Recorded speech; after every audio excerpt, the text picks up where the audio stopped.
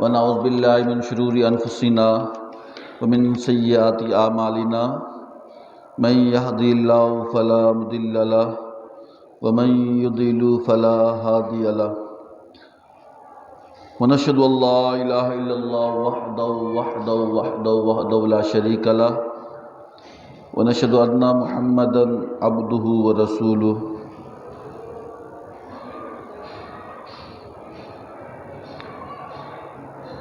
ثانی اثنین اذ هما فی الغار اذ یقول لصاحبہ لا تحزن ان اللہ معنا.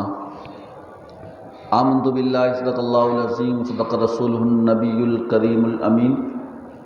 نحن علی ذلک من الشاہدین والشاکرین والحمد للہ رب العالمین. قال اللہ تبارک و تعالی فی شان حبیبہ ان اللہ وملائکتہ یصلون علی النبی یا ایہا الذین آمنوا صلوا علیہ وسلموا تسلیما. اللہم صل علی سیدنا ومولانا محمد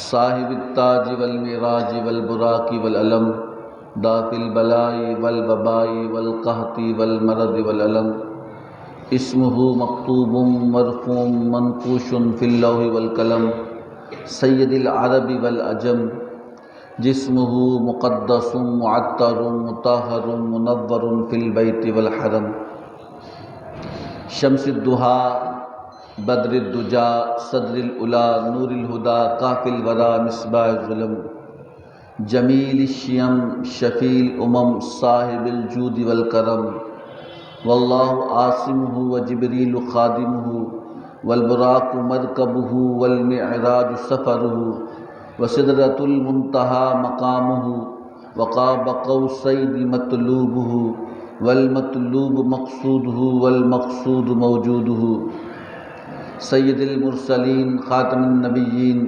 شفیع المذنبین انیس الغریبین رحمت للعالمین راحت العاشقین مراد المشتاقین شمس العارفین سراج السالکین مصباح المقربین محب الفقراء والغرباء والمساکین سید الثقلین نبی الحرمین امام القبلتین وسیلتنا فی الدارین صاحب قاب قوسین محبوب رب المشرقین ورب المغربین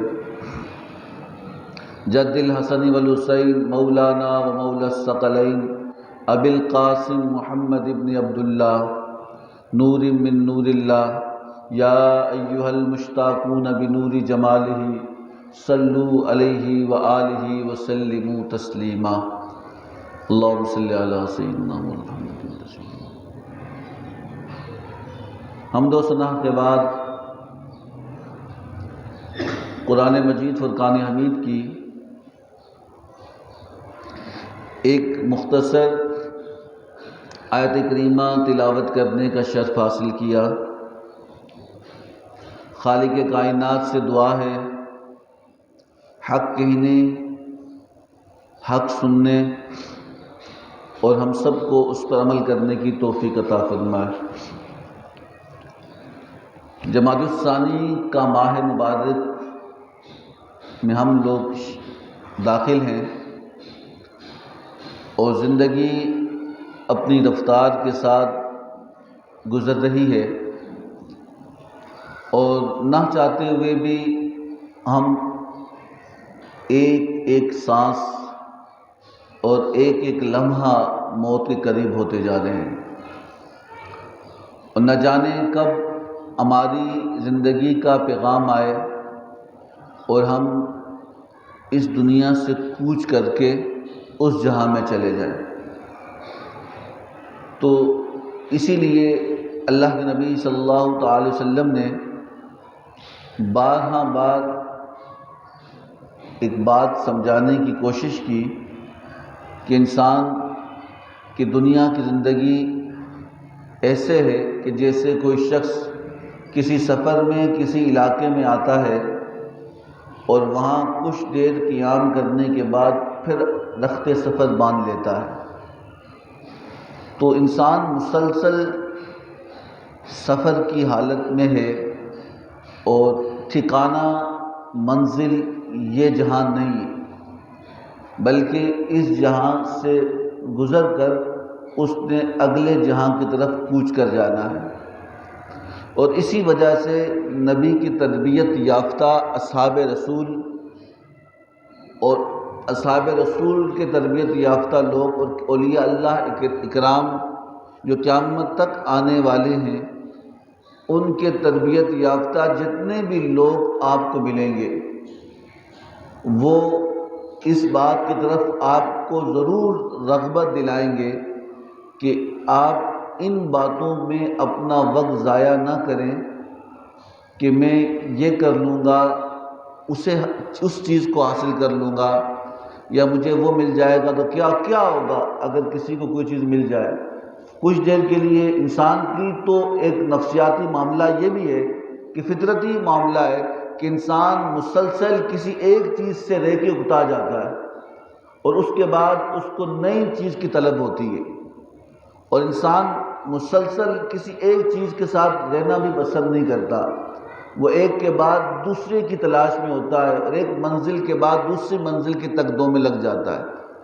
تو صوفیہ کرام علیہ رضوان کا یہ معاملہ رہا ہے کہ آپ نے امت کو اور آنے والے لوگوں کو پیغام دیا کہ فقط باتوں کے اندر اپنے وقت کو ضائع نہ کریں، جو رب تعالیٰ نے آپ کو وقت عطا کیا اسے غنیمت جان کر اسے کسی کار خیر کے اندر یا اپنے لیے کچھ اس طرح کا عمل کر جائیں کہ آپ کی زندگی کے جانے کے بعد وہ لمحات آپ کے لیے پشیمانی، شرمندگی کا سامان نہ بن جائیں۔ اگر ہم اصحاب رسول کی طرف نظر دوڑائیں تو ہمیں یہ معاملات نظر آتے ہیں کہ صدیق اکبر سے لے کر مولا علی تک اور مولا علی سے لے کر امام حسین تک کے جتنے بھی معاملات ہیں، تو ہم دیکھتے ہیں کہ انہوں نے ہمیشہ اس عارضی زندگی کو فوقیت نہ دی اس دائمی زندگی کے لیے۔ آپ نے اس ہمیشہ کی زندگی کو بارے میں سوچا اور جس کے بارے میں حضور پاک صلی اللہ تعالی وسلم نے بار ہمیں تاکید فرمائی ہے۔ اسلام ایک واحد مذہب ہے، دین ہے کہ جو انسان کی زندگی کے ہر گوشے اور ہر پہلو کی رہنمائی کرتا ہے اور ہر پہلو کی طرف انسان کو نظر دوڑانے کی کوشش کرتا ہے کہ انسان اس طرف اپنی نگاہ کو کرے۔ کہ اگر زندگی کے اندر کوئی یہ نہیں کہہ سکتا کہ اگر کسی مذہب کے اندر انسان کی زندگی کے معاملات نہیں ہیں، اسے صرف عبادت کی تلقین کی گئی اور باقی معاملات کو چھوڑ دیا گیا تو پھر وہ بات صحیح نہیں۔ تو اسلام یہ واحد دین ہے کہ انسان کی پیدائش سے لے کر انسان کی وفات تک کے سارے معاملات اس کے اندر موجود ہیں، اور قرآن ایک واحد کتاب ہے کہ جس کے اندر اللہ رب العزت نے آسمان اور زمین سے سمندر، یہاں تک قرآن خود کہتا ہے وَلَا رَطْبٍ وَلَا يَابِسٍ إِلَّا فِي كِتَابٍ مُبِينٍ، کوئی خشکی نہیں اور کوئی تری نہیں، کوئی خشک جگہ نہیں جس کا ذکر قرآن میں نہ ہو اور کوئی تر جگہ نہیں جس کا ذکر قرآن میں نہ ہو۔ اللہ رب العزت نے پوری کائنات کا ذکر اس قرآن کے اندر رکھا ہے، لیکن جب بندہ قرآن کے ساتھ اپنے تعلق کو جوڑے گا تو پھر یہ قرآن اس کے لیے رہنما بھی بنے گا اور اس کی بخشش کا سامان بھی بن جائے گا۔ اسی لیے اللہ کے نبی صلی اللہ علیہ وسلم کا فرمان ہے، آپ فرمایا کہ انسان کے اندر اللہ رب العزت کی 360 عادتیں ہیں، اور اگر اس میں سے کوئی ایک عادت بھی کسی انسان کو مل جائے تو اس کے لیے بہت آسانیاں ہو جائیں گی اور رب تعالیٰ کا بہت انعام اس پر نازل ہوگا۔ تو پھر صحابہ کرام علیہ رضوان بیٹھے تھے، اس نے کہا یا رسول اللہ صلی اللہ علیہ وسلم، اللہ کی عادتیں، خصائص، کمال کیا ہے؟ تو اللہ کے آپ 99 نام پڑھ کے دیکھیں، اللہ بخشنے والا بھی ہے، رحم کرنے والا بھی ہے، اللہ درگزر کرنے والا بھی ہے، اللہ معاف کرنے والا بھی ہے، اللہ عطا کرنے والا بھی ہے، لیکن ایک صرف اللہ رب العزت کس بندے کو عطا فرما دیتا ہے۔ اصحاب رسول کا مجمع تھا، اللہ کے نبی صلی اللہ علیہ وسلم کی بارگاہ میں صحابہ کرام علیہ رضوان نے عرض کیا رسول اللہ صلی اللہ علیہ وسلم، کیا کسی کے اندر یہ عادتیں ساری بھی موجود ہوتی ہیں؟ آپ نے فرمایا کسی کے اندر 1 ہوگی، کسی کے اندر 2 ہوں گی، کسی کے اندر 10 ہوں گی، کسی کے اندر 100 ہوں گی۔ اس طرح کی عادتیں انسان جتنا اللہ کے قریب ہوتا جاتا ہے، اللہ رب العزت اپنے خصائص اس کے اندر منتقل کرنا شروع کر دیتا ہے۔ اللہ کی عادتیں اس کے اندر پیدا ہونا شروع ہو جاتی ہیں، پھر وہ اس طرف رغبت ہونا شروع ہو جاتی ہے۔ اصحاب رسول تشریف فرما تھے، حضرت صدیق اکبر رضی اللہ تعالی عنہ نے عرض کیا رسول اللہ صلی اللہ علیہ وسلم میرے ماں باپ آپ پہ قربان ہو، کیا ان عادتوں کے اندر اللہ کے ان خصائص کے اندر جو 360 کی مقدار میں آپ نے فرمایا، کیا کوئی ان 360 کے اندر کوئی ایک خصلت میرے اندر بھی موجود ہے؟ تو رب تعالیٰ کے محبوب صلی اللہ علیہ وسلم نے فرمایا کہ نہیں۔ آپ نے فرمایا کہ یا رسول اللہ میرے اندر کیا ہے؟ آپ نے فرمایا لوگوں میں 1 ہوگی، 2 ہوگی، 3 ہوں گی، 100 ہوں گی۔ اے صدیق اکبر، اللہ نے تجھے کمال عطا کیا کہ 360 کی 60 خصلتیں اللہ نے تیرے اندر رکھی ہیں۔ وہ کمال، وہ 360 رب کے ہیں، وہ رب تعالیٰ نے اپنے بندے صدیق اکبر کے خصائص کے اندر رکھ دیے۔ تو یہ کمال اللہ کے نبی صلی اللہ علیہ وسلم کے ساتھ تعلق کی وجہ سے، آپ کی نسبت کی وجہ سے، آپ کے ساتھ صحبت کی وجہ سے رب تعالیٰ نے عطا کیا۔ تو اسی لیے ایک اور کہ صدیق اکبر رضی اللہ تعالیٰ عنہ کا ماہ مقدس ہے، تو مختصر بات کر کے میں اگلی طرف جاؤں گا۔ جو میں نے پچھلا جمعۃ المبارک کو بتایا تھا کہ موضوع نے کیا بتایا، تو لیکن یہ مختصر بات کر کے آگے جاؤں گا کہ ابو بکر صدیق رضی اللہ تعالیٰ عنہ وہ کمال کے شخصیت تھی۔ آپ نے فرمایا کہ جس طرح انبیاء کے ساتھی ہوتے ہیں، حضرت عیسیٰ علیہ السلام کے ساتھ ان کے حواری تھے، ان کے ساتھی تھے، ان کے صحابی تھے۔ حضرت موسیٰ علیہ السلام کے ساتھ ان کے ساتھی حضرت ہارون علیہ السلام، اور ان کے ساتھ ان کے صحابی تھے۔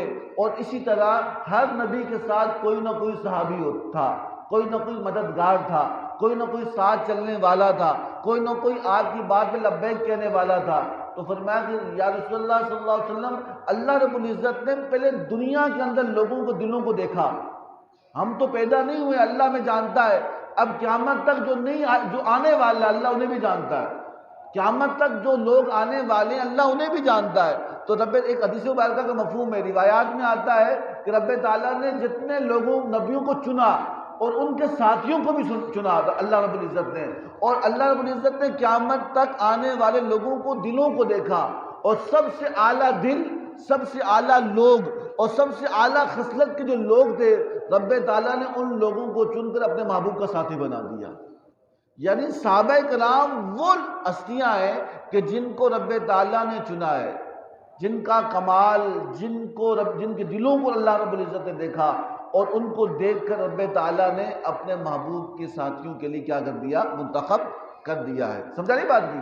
تو یہ وہ ہستیاں جن کے بارے میں قرآن پاک جن کے بارے میں کہتا ہے اللہ ان سے راضی ہے، اللہ رب العزت ان پر۔ اور پھر صدیق اکبر رضی اللہ تعالیٰ عنہ تشریف فرما تھے، آپ نے فرمایا کہ حضور صلی اللہ علیہ وسلم تشریف فرما تھے، آپ نے فرمایا کہ اللہ رب العزت نے، آپ بیان کرتے ہوئے فرمایا کہ اللہ رب العزت نے اپنے بندے کو اختیار دیا۔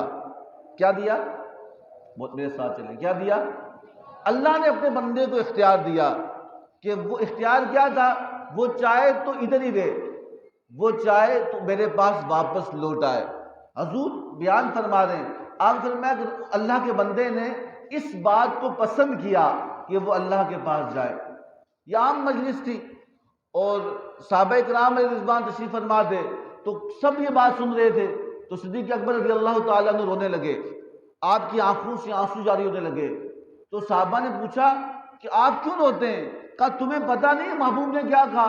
کہا انہوں نے بات کی کہ اللہ رب العزت نے اپنے بندے کو اختیار دیا، چاہے وہ رہ لے یا چاہے واپس لوٹ آئے، تو اس بندے نے پسند کیا کہ وہ رب کے ساتھ جائے۔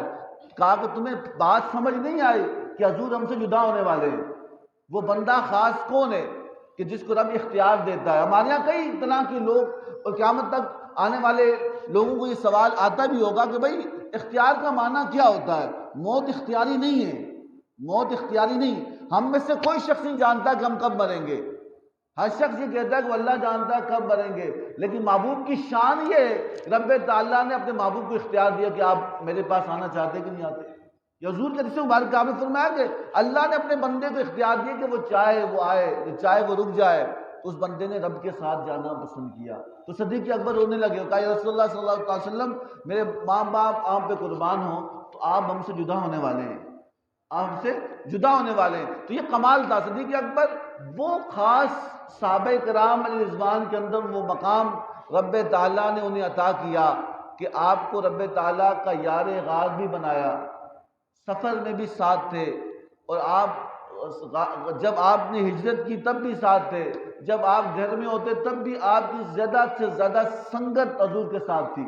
انس بن مالک رضی اللہ تعالیٰ عنہ روایت کرتے ہیں، آپ فرمایا کہ حضور کے پاس بہت تشریف فرما ہوتے تھے، تو حضرت انس بن مالک سے حضور نے فرمایا کہ اے انس کہ تم وقفے کے ساتھ آیا کرو، کچھ لمحے کے گھوم کے پھر آیا کرو، اور اس کے بعد کیا ہوتا ہے کہ جب تم وقفے سے ملاقات کرو گے اس سے محبت بڑھ جائے گی۔ کیا ہو جائے گی؟ محبت بڑھ جائے گی۔ انس بن مالک رضی اللہ تعالیٰ عنہ کا حضور فرما رہے ہیں کہ انس تھوڑے دنوں کے بعد ملا کرو، کچھ وقفے کے ساتھ ملاقات کیا کرو، اس سے محبت بڑھ جاتی ہے۔ صدیق اکبر رضی اللہ تعالیٰ عنہ نماز پڑھ رہے تھے، آپ نے حضور کی بات سنی، زور کا وقت تھا تو زور کے وقت حضور نے بات کی، آپ زور کی نماز پڑھ کے آپ گھر چلے گئے۔ عصر کا وقت آیا تو حضرت صدیق اکبر نے نماز پڑھی، اور نماز پڑھنے کے بعد آپ ملاقات کیے بغیر گھر چلے گئے۔ مغرب کی نماز پڑھی، انس بن مالک فرماتے ہیں کہ جب عصر کی نماز پڑھی تو حضور صلی اللہ علیہ وسلم سے ملاقات کیے بغیر وہ چلے گئے، اور مغرب کی نماز کے وقت آقا علیہ السلام نے انس بن مالک سے پوچھا کہ ابو بکر کہاں؟ کیا فرمایا کہ ابو بکر کہاں؟ کہ یا رسول اللہ وہ تو نماز پڑھنے آئے تھے، وہ واپس چلے گئے، کہا اسے بلا کے لاؤ۔ تو انس بن مالک رضی اللہ عنہ فرماتے ہیں کہ میں گھر گیا اور حضرت صدیق اکبر رضی اللہ تعالیٰ عنہ کی بارگاہ میں عرض کی کہ حضور یاد فرماتے ہیں۔ صدیق اکبر رضی اللہ تعالیٰ عنہ تشریف لائے، عرض کرنے لگے یا رسول اللہ آپ نے مجھے طلب کیا، کہا کہ صدیق آپ کہاں چلے گئے تھے؟ آپ تو ہر نماز کے بعد ملتے اور پھر چلے جاتے۔ کہ یا رسول اللہ آپ نے تو کہا تھا کہ وقفے سے ملا کرو، کچھ دیر کے بعد ملا کرو، محبت بڑھتی ہے۔ تو کہا کہ نہیں وہ تو لوگوں کے لیے تھا، ابو بکر تو ہر وقت میرے ساتھ رہے گا، وہ اور لوگوں کے لیے تھا کہ وہ وقفوں سے ملے۔ صدیق اکبر، پھر یہاں پہ مولانا روم نے حضرت مجدد الفسانی نے مکتوبات شریف میں لکھا ہے کہ آپ لکھتے ہیں کہ یہ یاد رکھنا کہ انسان جب مرتا ہے اور اس کی قبر جو بنتی ہے، اس کی قبر اسی جگہ پہ بنتی ہے جہاں سے اس کا خمیر لیا گیا تھا۔ ہم مٹی سے بنے ہیں نا، ہماری مٹی کو جہاں سے جبریل امین نے اٹھا کے اللہ کی بارگاہ میں پہنچایا تھا، اس سے انسان کا مجسمہ ترتیب دیا گیا، اور مرنے کے بعد وہ مٹی وہیں پہ پہنچتی ہے جہاں سے اسے لیا گیا تھا۔ یعنی جہاں سے اسے لیا گیا تھا، مرنے کے بعد انسان کی قبر وہیں بنے گی۔ کوئی پیدا کہاں ہوتا ہے، کاروبار کہاں کرتا ہے، شادی کہاں کرتا ہے، اور مرتا کہاں پہ، دفن کہاں ہوتا ہے۔ اب زندگی میں دیکھا ہوگا ایک ملک میں رہتا ہے، دوسرے ملک کا سفر کرتا ہے، زندگی کہیں اور گزارتا ہے، پیدا کہیں ہوتا ہے، اولاد کہیں ہوتی ہے، اور قبر اس کی کہیں۔ اس کا مطلب ہے کہ اس کی قبر، اس کی مٹی کی جگہ وہاں تھی، اس کی پیدائش کی جو ابتدا تھی وہ وہاں سے تھی۔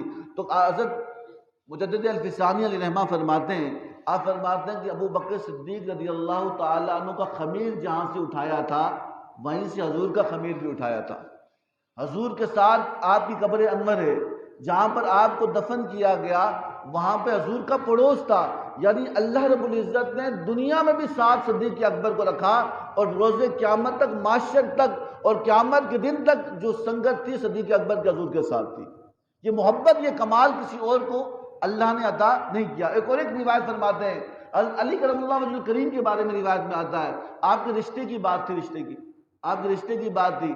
آقا علیہ السلام تشریف فرما ہوئے، صحابہ کرام علیہ رضوان نے عرض کیا رسول اللہ، صحابہ کرام رضوان ایسے تشریف فرما تھے، اللہ کے نبی نے فرمایا کہ میں تمہیں بتانا چاہتا ہوں کہ میں اپنی بیٹی فاطمہ کا رشتہ مولا علی کو دینا چاہتا ہوں۔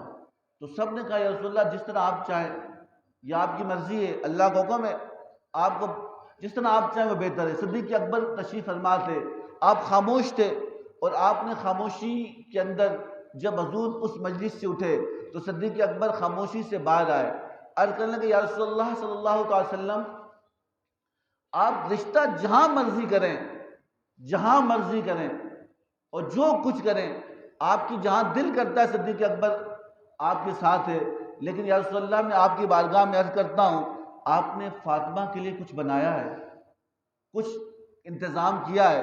اگر آپ نے کچھ ان کے لیے انتظام کیا تو آقا علیہ السلام نے فرمایا کہ اے لوگو سن لو، تم تو میری زبان دیکھتے تھے نا، ابو بکر میرا دل دیکھتا ہے۔ کیا دیکھتا ہے؟ میرا دل دیکھتا ہے، کہ اس نے بتایا کہ دیکھو یہ میرا دل دیکھتا ہے، اور کہا کہ یا رسول اللہ صلی اللہ علیہ وسلم آپ کو اگر میرا مال پسند ہے اور میرے حلال مال میں سے میں فاطمہ رضی اللہ تعالی عنہا کی بارگاہ میں تحفہ دینا چاہتا ہوں۔ حضور نے صدیق اکبر رضی اللہ تعالی عنہ کا ہاتھ پکڑا اور فرمایا کہ لوگوں سن لو، یہ سارے جو اسلام ہے، اور جس نے اسلام کو جو دیا اسلام نے بدلہ لوٹایا، جس نے جو دیا اسلام نے مقام دیا، لیکن صدیق اکبر وہ ہے کہ قیامت تک اسلام پر اس کا احسان رہے گا۔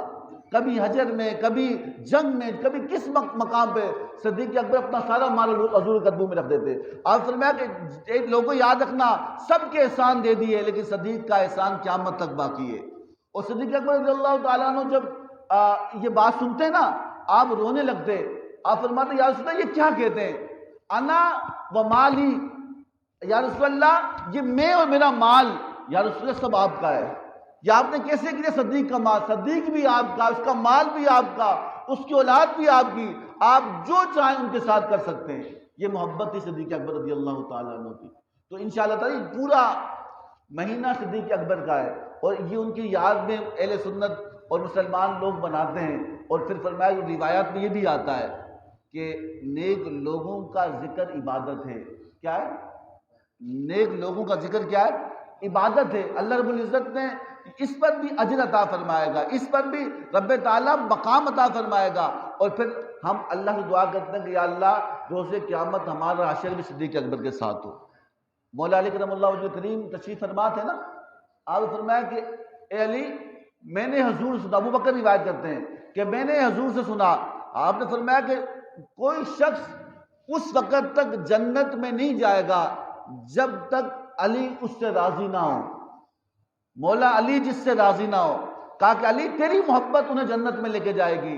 تو مولا علی کرم اللہ وجہ کریم نے عرض کی کہ صدیق اکبر پوری بات بھی بتا دو۔ اللہ کے نبی صلی اللہ علیہ وسلم نے فرمایا تھا علی جنت میں اسے بھیجنا جو میرے صدیق سے محبت کرنے والا ہوگا۔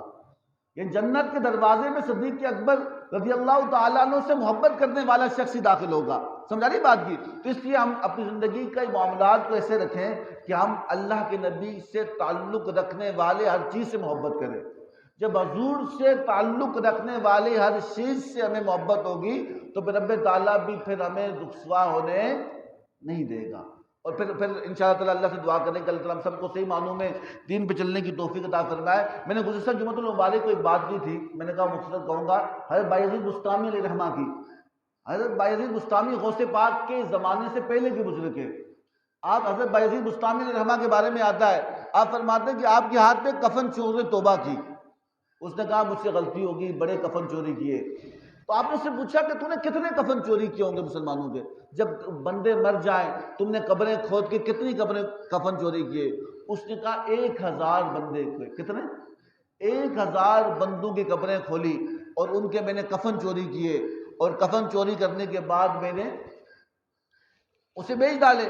تو آپ نے فرمایا کہ اب تو نے توبہ کر لی، لیکن میں تو اس سے حضرت بایزید بسطامی فرماتے ہیں کہ ہم نے اس سے پوچھا کہ مجھے ایک بات بتا، تو نے 1000 بندوں کے کفن چوری کیے، جب ان کے تو کفن چوری کرتا تو ان کا چہرہ کہاں پہ ہوتا تھا؟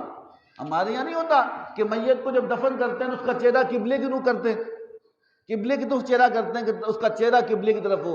اس کفن چور نے کہا کہ میں نے 1000 بندوں کے کفن چوری کیے، ان 1000 بندوں میں صرف 2 بندوں کا چہرہ قبلے کی طرف تھا اور باقیوں کے چہرے پھرے ہوئے تھے، کعبے سے پھرے ہوئے تھے۔ تو یہاں صوفیہ فرماتے کیوں؟ کہا کہ منہ پھیرنے سے بخشش تھوڑی ہوتی ہے کہ بندہ ہم نے جنازہ دفن کیا اور اس کا منہ پھیر لیا اب ہمارا کام ہو گیا، نہ۔ کہا کہ جو زندگی بھر قبلے کی طرف منہ پھیرے گا اسی کا چہرہ مرنے کے بعد پھرے گا۔ ہم دیکھیں نا زندگی میں ہم سجدہ ریز نہیں ہوتے، اللہ کی بارگاہ میں جھکتے نہیں، قبلے کی طرف چہرہ کر کے اللہ اکبر نہیں کہتے۔ آپ کیا سمجھتے ہیں کہ مرنے کے بعد ہمارے چہرے قبلے کی طرف ہو جائیں گے؟ نہ نہ۔ آپ بازید بستانی علیہ الرحمہ سے کہا کہ میں نے 1000 بندوں کے کفن چوری کیے، ان 1000 میں سے کتنے بندوں کے چہرے قبلے کی طرف تھے؟ 998 بندوں کے چہرے مڑے ہوئے تھے۔ کیا پتہ لگا کہ یاد رکھنا کہ چہرہ قبلے کی طرف اسی کا قائم رہے گا کہ جس نے دنیا میں اپنا چہرہ قبلے کی طرف رکھا ہوگا، جو دنیا میں اللہ کی بارگاہ میں آیا ہوگا، اس کے علاوہ پھر پھیرنے سے کوئی کام حل نہیں ہوگا۔ اس لیے ہمیں اپنی زندگی کے اس معاملات کو دیکھیں کہ ہم ان لوگوں کے ساتھ اپنا تعلق قائم رکھیں جو ہمیں نیکی پہ لائیں۔ کس پہ لائیں؟ جو ہمیں حضور نے فرمایا تمہارا دوست وہ جو تمہیں یہاں بھی کام آئے، روز محشر بھی کام آئے۔ یہ کیسی دوستی؟ وہ کیسی دوستی کہ جو دنیا میں تو کام آتی ہے، آخرت میں کام نہیں آتی۔ دوست فارسی زبان کا لفظ ہے کہ دو دست، دو ہاتھ، دوستی دو دست سے ملا ہے کہ دو ہاتھ۔ یہ دو ہاتھ اس طرح سامنے کا دوست وہ ہوتا ہے کہ جو دنیا میں بھی کام آئے اور آخرت میں بھی کام آئے۔ جو دنیا میں کام آئے اور آخرت میں کام نہ آئے تو ایسی دوستی کا کوئی فائدہ نہیں ہے۔ تو پھر اس لیے معروف فرماتے ہیں کہ بندہ دیکھ کے دوستی لگائے۔ معروف نے مثنوی کے اندر لکھا، آپ فرماتے ہیں کہ ایک بندہ تھا نا، بات مکمل کر رہا ہوں، آپ فرماتے ہیں کہ ایک بندہ تھا نا، اس کی دوستی ہو گئی کس سے؟ ایک جانور بندر سے۔ وہ کیا تھا؟ وہ جانور، وہ بندر ایک جگہ بیٹھا تھا نا، ایک سانپ، ایک اژدھا اسے کھانے کے لیے آیا۔ اس شخص نے دیکھا کہ اس جانور کو وہ اژدھا کھانے کے لیے آیا، سانپ کھانے کے لیے آ رہا ہے، تو اس نے اس کو مارا اور وہ سانپ مر گیا۔ تو بندر نے جب یہ دیکھا وہ بڑا خوش ہوا، اس نے کہا یہ تو میرا محسن ہے، یہ تو میرا ہمدرد ہے کہ اس نے میرا ساتھ۔ پھر اس کا فرما بردار ہو گیا، وہ اس کی بات سنتا، فرما برداری کرتا۔ وہ جیسے وہ کہ اٹھ جا وہ اٹھ جاتا، وہ کہ بیٹھ جا وہ بیٹھ جاتا، وہ کہتا کھڑا وہ کھڑا، تو جس طرح وہ کہتا ویسے وہ کرتا۔ تو لوگ اسے کہتے، جو بزرگ تھے، جو سمجھدار تھے، وہ کہتے بھائی انسان کی دوستی انسان سے اچھی ہوتی ہے، جانور انسان کی دوستی کا کوئی جوڑ نہیں ہوتا۔ جب کوئی بندہ جب بندے کو سمجھائے اور بندہ نہ سمجھے تو باتیں ہوتی ہیں، یا اس کی عقل پہ پردہ پڑ جاتا ہے، یا اس کی کوئی خرابی کے دن آئے ہوتے ہیں، اس کے ساتھ برا ہونے والا ہوتا ہے۔ اسے فرمایا کہ تم کیا سمجھتے ہو کہ میں تمہاری بات سن لوں گا؟ نہیں، تم جلتے ہو۔ کیا کہ تم جلتے ہو کہ یہ میری فرما برداری کرتا ہے، یہ میری بات سنتا ہے، یہ میرے ساتھ اٹھتا بیٹھتا ہے، جو میں کہتا ہوں ویسا کرتا ہے، میں کہتا ہوں وہاں جا وہاں چلا جاتا ہے، میں کہتا ہوں یہاں آ جاتا ہے۔ تم میں حسد ہے مجھ سے، تم مجھ سے جل رہے ہو، جس وجہ سے تم نے کہا کہ اس سے دوستی چھوڑ لو۔ لوگوں نے سمجھانا چھوڑ دیا، وہ اس کے ساتھ دوست۔ ہمارے یہاں میرٹ نہیں دیکھا جاتا، ہمارے یہاں قابلیت نہیں دیکھی جاتی، ہمارے یہاں یہ نہیں دیکھا جاتا کہ اس کے اندر یہ بندہ قابل ہے کہ نہیں قابل۔ ہمارے یہاں کہتے ہیں بس جو تعلق ہے اسے قائم رکھو۔ تعلق قائم اسی وقت ہوگا جب تعلق کے بندہ نبھانے کے قابل ہو، نہیں ہوگا تو پھر اس کی دوستی آپ کو معروف فرماتے ہیں کہ جب وہ اس طرح کی صورتحال رہی نا، تو ایک دن وہ شخص سو رہا تھا، وہ بندر اس کے اوپر سے مکھیاں اڑا رہا ہے۔ کیا کر رہا ہے؟ مکھیاں اڑا رہا ہے۔ مکھیاں آتی وہ اڑاتا، مکھیاں آتی وہ اڑاتا، لوگ دیکھ رہے ہیں اور گزر رہے ہیں، لیکن اس کو کسی کی سنتا نہیں ہے، وہ سو رہا ہے۔ تو 2 مکھیاں بڑی تنگ کرتی تھی، وہ اڑاتا پھر آ جاتی، پھر منہ پہ آ کے بیٹھ جاتی، ناک وہ اڑاتا پھر بیٹھ جاتی۔ بندر کو بہت غصہ آیا، اس نے کہا یار یہ مکھیاں نہیں، وہ ساتھ کلاڑا پڑا تھا، اس نے دیکھا کہ مکھیاں ایسے باز نہیں آتی، وہ مکھیاں چہرے پہ آ کے بیٹھی، تو اس نے کلاڑا اٹھایا اور اس کے چہرے پہ مارا، وہ بندہ مر گیا۔ ایک شور مچا کہ اس بندر نے، اس جانور نے انسان مار دیا۔ وہ بندر تو بھاگ گیا، وہ تو بندہ مر گیا، وہ اس کو کون پکڑتا؟ تو لوگوں نے کہا بندر نے مار لیا، کوئی درویش گزر رہا تھا، اس نے کہا اس کو بندر نے نہیں مارا، اس کو اس کی سوچ نے مارا ہے، اس قابل نہیں تھا نا یہ شخص، یہ جانور کس کی دوستی قابل نہیں تھا۔ اس نے کہا نہیں یہ میرا دوست ہے۔ لوگوں نے منع بھی کیا، لوگوں نے کہا نہیں ایسا نہیں ہوتا۔ اس نے کہا نہیں تم مجھ سے جلتے ہو، کہا کہ جو قابل نہیں تھا اس کو ذمہ داری دی تو اپنی جان سے ہاتھ دھویا کہ نہیں دھویا۔ اس لیے صوفیہ فرماتے ہیں کہ یاد رکھنا زندگی ایک دفعہ ہی ملتی ہے، دوبارہ نہیں ملتی۔ تو اس زندگی کے اندر جو بھی قدم رکھنا اس قدم اٹھانے سے پہلے سوچنا، وہ ایک قدم تمہیں اوپر بھی پہنچا سکتا ہے اور وہ ایک قدم تمہیں منزل پہ بھی پہنچا سکتا ہے. سمجھا رہی بات کی؟ تو پہلا قدم ہی ہوتا ہے کہ بندہ کس طرح سوچتا، کس طرح اٹھاتا ہے کہ اگر اس کا قدم صحیح سمت اٹھا تو پھر منزل پہ وہ پہنچ گیا، اگر غلط سمت اٹھا تو پھر منزل بھی نہ ملی اور پھر اسے کوئی ٹھکانہ بھی نہ ملا. تو اللہ سے دعا کریں کہ اللہ تعالیٰ ہم سب کو صحیح معنوں دین میں چلنے کی توفیق عطا فرمائے، آپس میں اتفاق، اتحاد، محبت نصیب فرمائے، حضور کی محبت میں زندگی، حضور کی محبت موت نصیب فرمائے، اور جو کچھ سنا اس پر عمل کرنے کی توفیق عطا فرمائے. آج رات بعد نماز عشاء انشاءاللہ تعالیٰ موڑا شریف کے بزرگ تشریف لائیں گے. حضرت ڈاکٹر فضیل ایاز قاسمی صاحب کے وہ جو خانوادے کے لوگ ہیں اور ان کے بھتیجے جناب پیر طریقت عمر زیب نقشبندی موڑوی دامت برکاتہم العالیہ آج رات کو وہ کراچی کے دورے پر ہیں اور آج رات کو یہاں پہ تشریف لائیں گے. آپ تمام حضرات سے گزارش ہے کہ اس بابرکت محفل میں شرکت فرما کر ثواب دارین حاصل کریں. وما علینا الا البلاغ المبین.